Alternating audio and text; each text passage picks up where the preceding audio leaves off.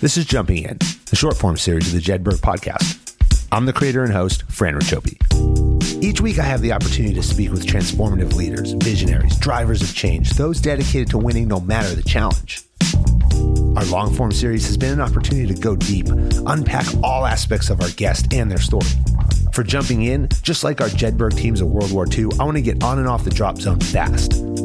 I want to catch up with previous guests, give my opinion on what's happening in the world, and uncover some of today's most pressing issues. The entire Jedburgh podcast is sponsored by Jersey Mike Subs. Together, we share the mission of giving back and building community together. A percentage of all proceeds is dedicated to the Green Beret Foundation, supporting America's Special Forces and their families.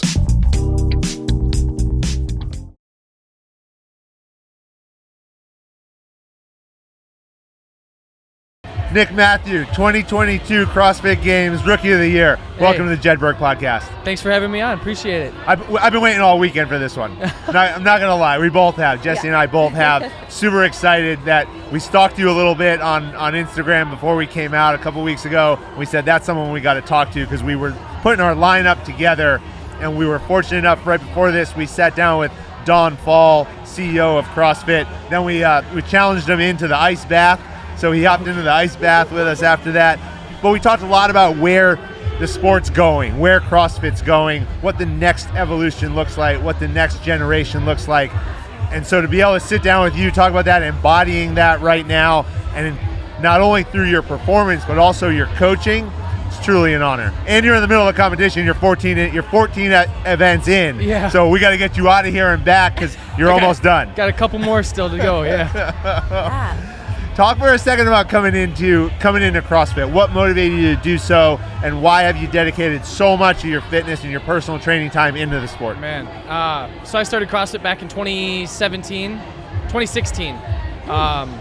Before that, I was doing like bodybuilding shows. I was doing like powerlifting meets, Olympic lifting, kind of getting into the realm of that stuff. I was a wrestler and football player back in high school too, and after high school, I just didn't have really any outlet anymore for being competitive, and went into bodybuilding, just got bored of it. They're called the glory days for a reason. Yeah, right.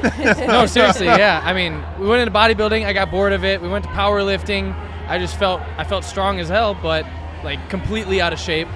And then somebody turned me into CrossFit, and they're like, hey, you can run, you can jump, you can do pull-ups, you can walk on your hands, you can lift heavy weights still. Like, you get a variety of different things, and that just kind of excited me and drew me to that.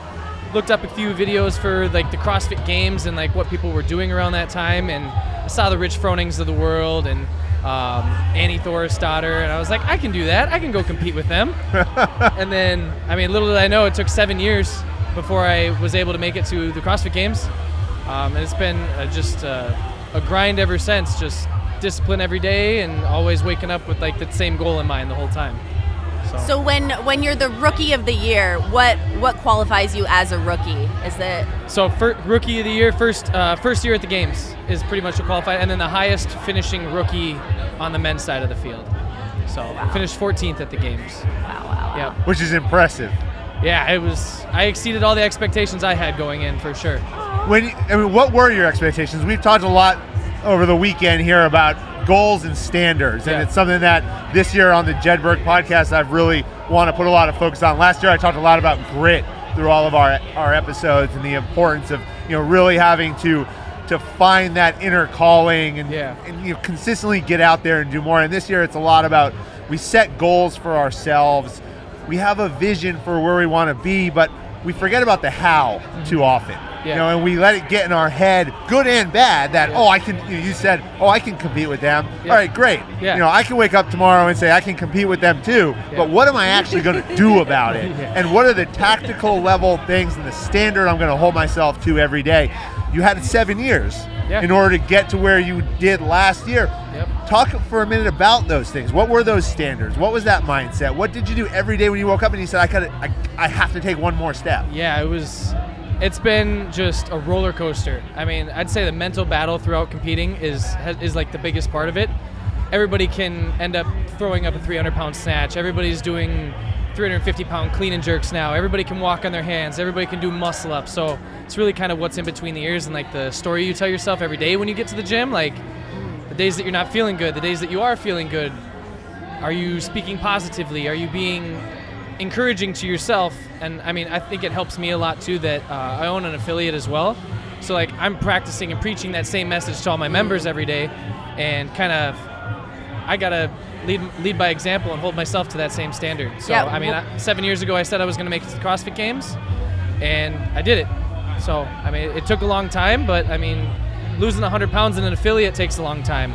Being able to get your first pull-up takes a long time, and it's not. There's no end in the journey. It's just you just keep going. So What story are you telling yourself every morning what when story you am wake I up? telling myself? Yeah. I mean, some days it's more positive than others. I'm human. It's not every day like sunshine and rainbows and waking up and just fired up to do everything. And it shouldn't be. And it shouldn't be. Like, and that's part of like the gratifying like thing about it is still able to progress through it. I mean, even on your bad days. And then coming here and doing a competition like this, it just reinsures that what I'm doing is working. You know what I mean? And each competition that I do, I'm getting a little bit better. And I mean, last place I finished second to last in the swim last year at this same event, and this year I finished 6th place. So all those hours in the pool actually mattered, and all that story I was telling myself of I don't want to swim today, or oh, is it really going to make that much of a difference if I'm swimming? And it proved to be, yeah, it's all paying off now. Big difference. Yeah, it is. One of the biggest challenges we have in building great organizations is accurately identifying the strengths and weaknesses of our team and our teammates.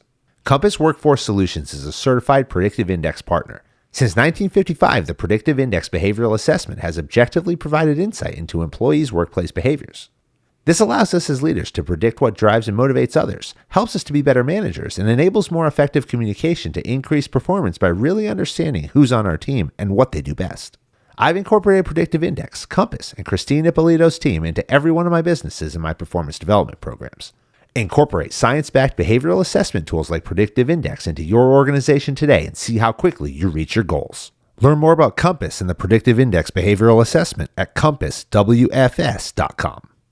What was your first CrossFit workout like? Because you were coming from like a very strong fitness background. Yeah. But what was the hardest? I can't remember what my first initial workout was. I remember doing a couple in a Globo gym in a Lifetime Fitness. I just saw some things online and just was like, oh, I'm gonna try that. I'm gonna see what that's like. Or I kind of came into CrossFit. I had like that prerequisite strength that I was able to do a muscle up right away. I was able to learn the technique for butterfly pull-ups and handstand push-ups and stuff like that right away. So I think the biggest thing was getting away from as much just focus and emphasis on what my body looked like and strength to turning it into really enjoying like running, rowing, biking, skiing, and then just building up volume in those gymnastics movements too. How did you teach yourself to love the burn? Love the burn? Yeah. I don't know if I'm there yet. Yeah. I don't think you ever get to a point where you love the burn. Yeah. I found it on pull-ups. Like I can get to that point where everything's burning and trembling and I'm like, you're winning. Yeah. And I have so much joy, but like I don't have that with running. I don't have that with squats. Fair enough. Yeah. I have that with like bodybuilding and lifting and doing accessories, and like our next event we get a 2-rep max front squat. I'm like, I'm feeling great. Yeah. But when a workout comes up where it's like swim and then jump rope and heavy wall balls and then go run and do this and then come back and swim some more, it was like, ooh. Yeah. How does this event at TYR Wodaplooza compare to the CrossFit Games from the competition aspect? Competition aspect, I'd say it's a little bit more laid back, a little bit more like the athletes are in the back, like talking, chatting up, like building relationships and networking with all the vendors and things like that here too, and people, and just having a good time with the support and all that stuff with the fans. At the games, it's a little bit more, we're kind of isolated. Like there's not as much chitter chatter going around in the back. There's a little bit of banter here and there, but it's a little bit more serious. After the event, back to the hotel right away. There's no lingering around and talking to people or anything, and it's kind of a little bit more discipline in the weekend. Yeah. So this just makes it a little bit more fun. Plus The it's Miami and the environment's amazing. Yeah, it's great. I mean, they were describing it to us. We've been planning this now for about 8 months, then 9 months coming down here, and everybody describes it. Oh, you're going to get there. It's Miami. I mean, I used to live like a couple blocks away over here and understood it. But once you actually get in here and it's under the lights, it's the whole, and it's like a party. Yeah, the whole thing, time. The whole thing. Yeah, from the music to the lights to just the announcer and the commentators and the people that are walking around, it's just a blast. I've come to Wodapalooza since 2018, and it's been so fun. Yeah. I want to go back a little bit to that feeling of burn. Of what? Of burn when it gets hard. She's not done with that. No. It hurts I mean, a lot. that's something She's a like, lot shut of up, people, Fran. You took away the burn stuff. No, it's okay. That's important too. But a lot of people are scared by that. That stops a lot of people. Yeah. What story do you tell yourself when you feel that, when you want to stop? How do you push through and keep growing? You always build it up in your head it's going to be worse than it actually is. And I think that's with a lot of things. Like, people stress out about life. They stress out about things like that's outside of their control, and they always try to make it worse than it actually is when you go through it, whether that's competing or just life circumstances of any sort. It's just, you just got to do it, and it's going to be over soon. It might be uncomfortable for a little bit, but you've been working this hard, or you're taking your next steps. Like, I'm purposely putting myself in this, so like, Yeah, you chose to be I here. chose to be here. I chose to do this. People forget about that, Yeah. and that's really important. I mean, you look at like my background in special forces. What we tell people all the time, they come into work and they'd say, "Oh man, this sucks today." All right, well, guess what? You volunteered 3 times to come here. You volunteered when you came in the Army. You volunteered when you went to selection and got selected. And you volunteer every day when you wake up, you put on your uniform and your green beret and you step into here. You don't want to be here, pack your shit. Yeah, Leave. exactly. No one's forcing you to be here. Yep. And that mentality is so important when you talk about how do you motivate and drive yourself to the next level. You have a choice. Yep. So if you're here, let's do it. Yep. And that's literally it every single day when you go to the gym too. It's like, I choose to do this. I choose to do this. And yeah. And then just seeing it pay off is where now I'm reinvigorated to go back in another 4 or 5 days, and time to start the 2023 season going into the CrossFit Games now. Yeah. Like, so Yeah, only choosing to do it every couple day. of weeks away from the start of the Open. Yep. Starts, February 16th or something like that. Wow. Yeah. Oh, wow. That's soon. Quick turnaround. Yeah. Very short off season this year. Yeah. What are the goals for 2023 for you? Dude, I want a podium at the games. This year. And I think a lot of it in the past is, again, it's that mental battle. It's like, oh, I'm competing next to the people that I was a fan of growing up coming into the sport for those first 3-4 years. And So cool. And now it's like I'm competing next to them, and it's like just recognizing, understanding, I've done the work to be here. I can compete with these guys. How do you take them off the pedestal? Exactly. Oh. I think that's a whole mental battle in itself, honestly. There's a lot of people going after my partner here. Yeah. Yeah, it's just the story that you're telling yourself every day. Yep.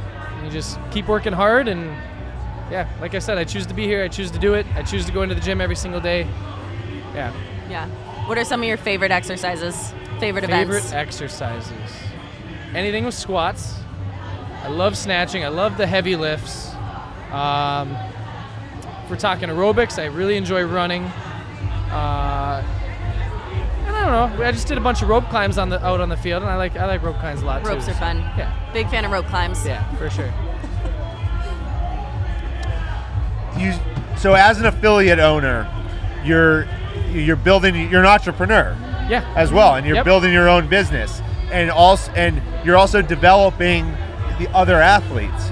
Talk for a second about the importance of that, right? I mentioned we sat down with Don Fall, and he talked about CrossFit headquarters, real big focus going into the next couple of years of empowering their affiliates, creating conditions for them to succeed. But talk about the ownership aspect of it too, where not only do you have to balance your training, but you also have to be a small business owner. Yep. And one of the things that CrossFit wants to focus on is how do we help our small business owners to be successful? Because you could podium here, but at the end of the day, you still have to be a successul businessman. Yeah, I still gotta go back to work on Monday. Or Tuesday this week anyway. No, it's great. I love being at the affiliate. I love coaching. I love being doing all the work. It keeps me in a structure too. Whereas if I was just training, I could see myself letting a lot of the days slip by and kind of being less productive than I am as it is.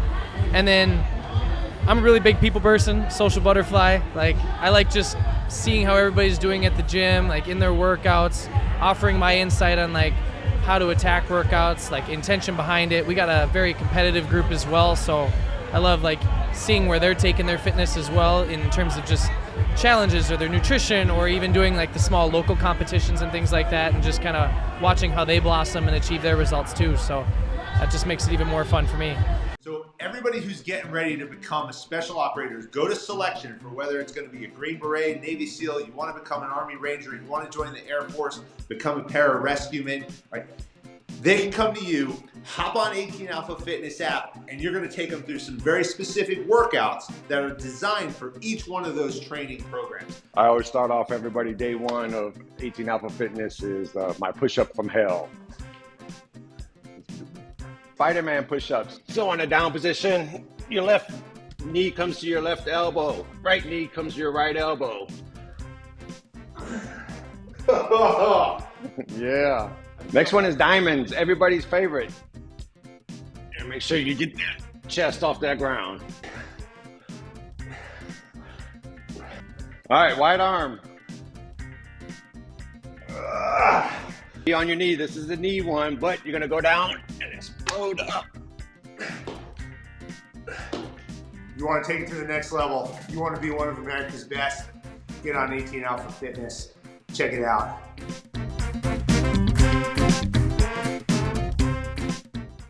When did you start coaching? Were you coaching other previous sports that you'd done before you got into CrossFit? I started personal training when I was 18, fresh out of high school, at a Globo gym. Just hopped in and did that for 2-3 years, and then that was kind of like more corporate.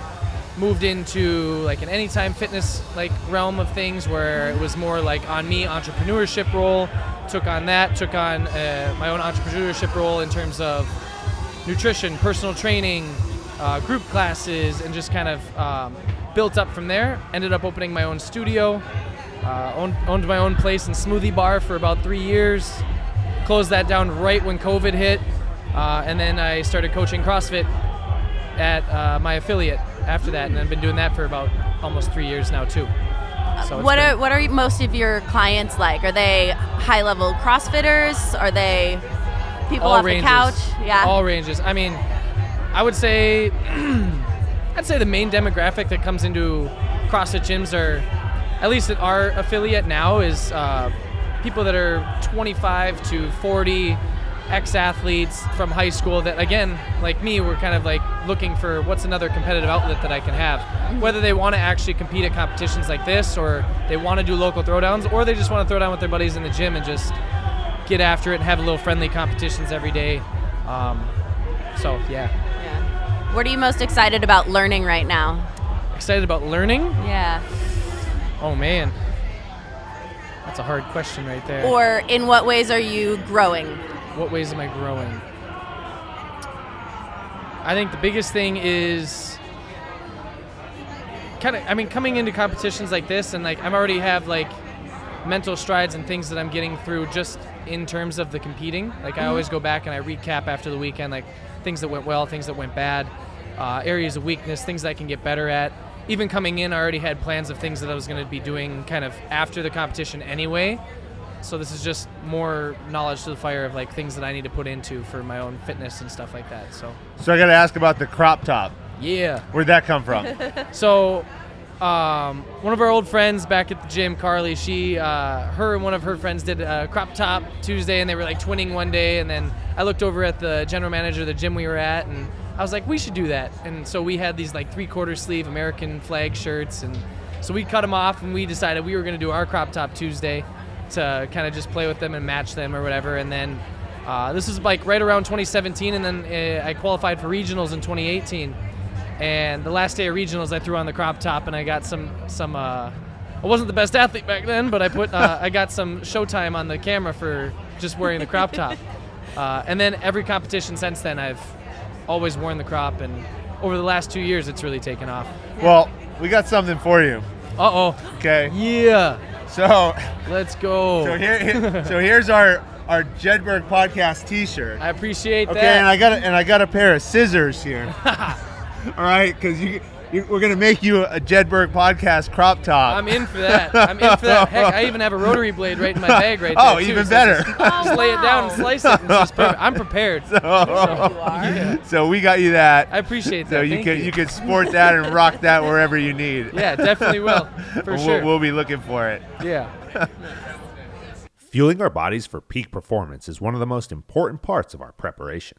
It's also one of our most difficult choices. We live in a world full of options like energy drinks, shots, gels, and snacks. Modballs is the natural choice. Just a 20-gram Modball packs 10 times more energy per gram than the other options, and they're safe for active kids, adults, and athletes.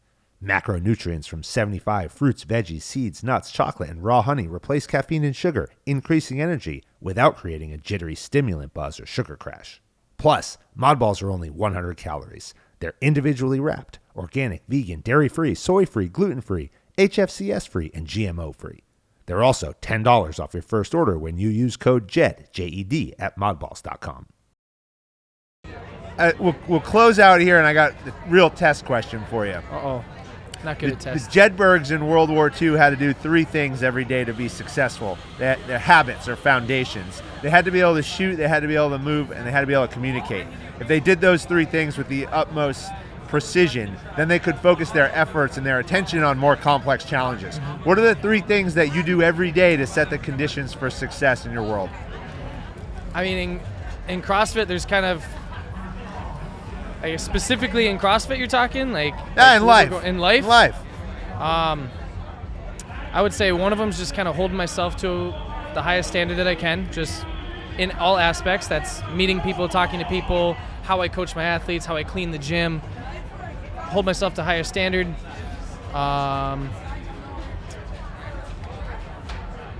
Discipline probably in terms of just making sure that I'm fueling right, getting enough sleep, getting my workout in every single day, giving whatever effort that I have on that day.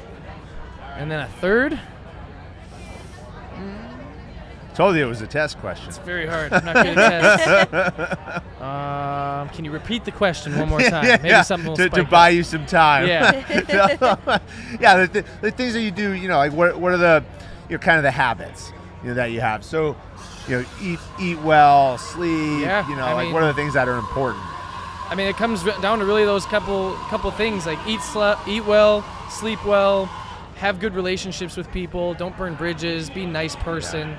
It's a good one. That's an important one. Yeah. Mm-hmm. People forget about that. Yeah. And people forget about that when they start to have success. For sure. I think, Jessie's a great example of where awesome person all the way around. Thank you. Even, just so impressed. I haven't even told you this, but even this week, walking around here, she can't go 15 feet without somebody asking for a picture. Yeah. And it's a smile every time, absolutely, and it's so impressive genuine. to see, Yeah. And watch. And I know, we've seen that from you as well. Every time I've hit you up and we've been in communication, you've been right back to me like, hey man, here's my schedule, here's what we can do. I really appreciate it. I think all those are important. Hold yourself to a high standard, be a good person, maintain the discipline. You'll be on the podium, man. Yeah, for sure. Thank you so much. So we look forward to seeing it. Good luck. I appreciate that. You can rock that Jedburgh shirt too when you're up there. I definitely will. Yeah. Thanks. Thank you so much. Perfect.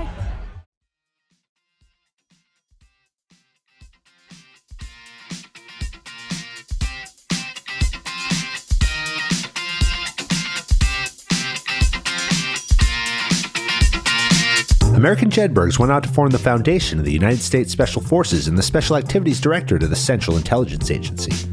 Thanks for listening to the Jedburgh Podcast. I'm your creator and host, Fran Racioppi. Join us next week for a new episode on Apple, Spotify, or wherever you get your podcast. Check us out on YouTube for full episodes, highlights, and other behind-the-scenes content. If you like what you heard, give us a like and leave a review. Follow me, Fran Racioppi, Talent War Group, and our sponsor Jersey Mike Subs on LinkedIn, Instagram, Facebook, or Twitter. Send your comments and inquiries to media@talentwargroup.com. As a former member of Special Forces, the Jedburgh Podcast donates a percentage of all proceeds to the Green Beret Foundation, supporting America's Special Forces and their families. Thanks for joining us on this episode. How you prepare today determines success tomorrow.